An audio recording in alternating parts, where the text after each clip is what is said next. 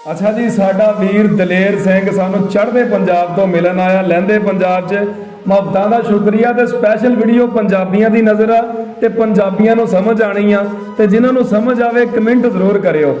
कहंदा कि किक्कर टाली बेरी निम्मा पिपल तूत ते बोड़ नहीं भुल्ले, वट्टां बन्ने नहर दा कंढा अज तक पिंड दे मोड़ नहीं भुल्ले। शहरी कोई भी साडी वीडियो ना सुने पिंडां वालियां लिया कि किक्कर टाली बेरी निम्मा पिपल तूत ते बोड़ नहीं भुल्ले, वट्टां बन्ने नहर दा कंढा अज तक पिंड दे मोड़ नहीं भुल्ले। एक गन्नियां दी रौ नहीं भुल्ली, लस्सियां दे ओ कौल नहीं भुल्ले, संघने दुध दी खीर नहीं भुल्ली, गुड़ दे मिठे चौल नहीं भुल्ले, रूं तो कूली बाह नहीं भुल्ली, गंदड़ वर्गे लक नहीं भुल्ले, ते मझां थल्लेओं धारां लैणियां चेते अज तक नहीं भुल्ले, चेते अज तक नहीं भुल्ले।